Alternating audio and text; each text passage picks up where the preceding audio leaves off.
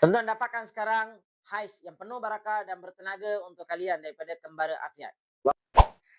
Bismillahirrahmanirrahim. Allahumma salli wa sallim ala sayyidina Muhammad sallallahu alaihi wa ala alihi wa ashabihi barak wasallam. Alhamdulillah tuan-tuan, hari ini saya nak perkenalkan tuan-tuan dengan satu makanan istimewa yang mana zaman Nabi sallallahu alaihi wasallam kalau dikatakan adanya dessert yang dikatakan sebagai dessert kegemaran Rasulullah, manisan kegemaran Rasulullah, itulah namanya hais.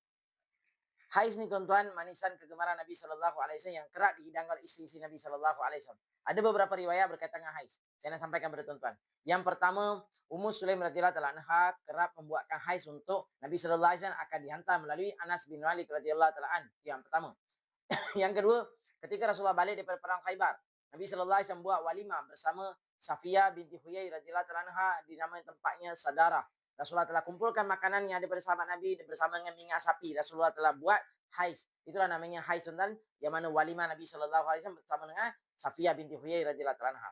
Dan suatu ketika, riwayat yang ketiga, Nabi sallallahu alaihi wasallam suatu ketika balik ke rumah Sayyidatina Aisyah radhiyallahu anha. Dan tanya pada Aisyah, "Wahai Aisyah, adakah sesuatu makanan untuk saya makan?" Sayyidatina Aisyah berkata, "Ya Rasulullah, tidak ada apa-apa makanan untuk dimakan." Dan setelah itu Rasulullah kembali.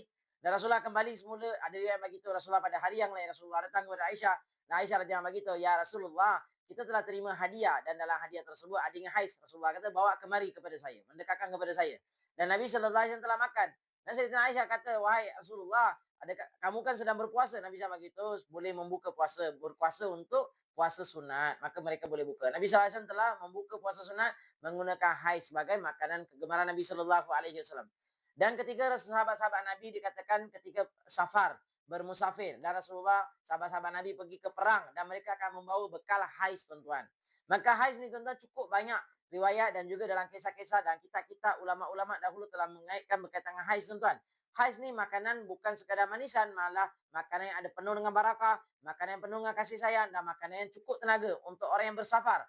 Yang mana dikatakan oleh Imam Al-Qayyum, Hafizahullah rahmatullahi alaih, yang beliau telah beritahu bahawa Imam Al-Qayyum Jauziyah rahmatullahi alaih, beliau telah beritahu bahawa hais sesuai untuk orang yang bersafar ataupun pengembara untuk jalan jauh dan sebagainya, sebab haisnya adalah makanan yang tahan lama.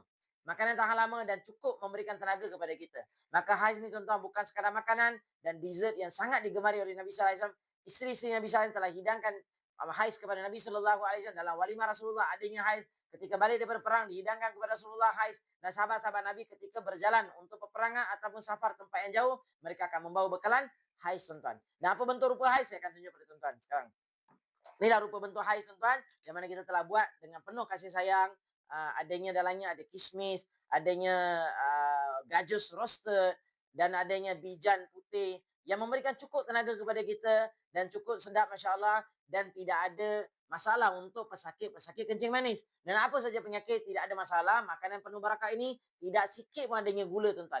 Tak ada gula, sebarang gula. Gula kelapa ke, gula putih ke, gula brown sugar ke, tak ada langsung gula. Manisnya daripada kurma ajwa. Kita bukan gunakan kurma biasa, malah kita telah gunakan kurma ajwa untuk tambah lagi barakah. Inilah namakan sebagai hais, makanan kegemaran Rasulullah sallallahu alaihi wasallam. Hari ini boleh dihadirkan ke rumah, tuan-tuan, untuk tuan-tuan dapat rasai nikmatnya makanan sunnah Rasulullah, manisan sunnah Rasulullah bersama dengan anak isteri, tuan-tuan. Dan tuan-tuan, ini kita gunakan A2 grass fed ghee, bukan ghee biasa, tuan-tuan. Ini gunakan A2 grass fed ghee. Inilah A2 grass fed ghee, tuan-tuan, yang mana kita gunakan lembu kampung yang menghasilkan minyak sapi dan juga grass fed yang makan rumput sahaja, tuan-tuan.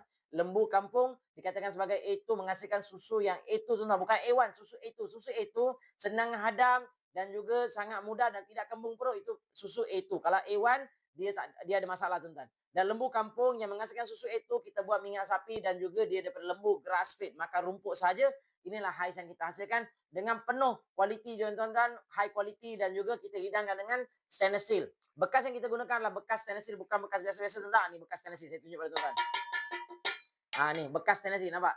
SUS 304 adalah food grade stainless steel. Yang mana bukan makanan sekadar sunnah, tuan-tuan, dihidangkan dengan cara yang terbaik dan dengan gunakan barang-barang yang cukup premium, cukup kualiti untuk rasa yang enak untuk dihidangkan kepada ahli keluarga dan juga sangat susah untuk majlis-majlis keramaian. Seperti majlis walimah paling utama sekali, tuan-tuan, untuk walimah tuan-tuan sendiri, untuk walimah anak-anak tuan-tuan, untuk walimah siapa saja, tuan-tuan, hadirkanlah untuk dapatkan berkat hais.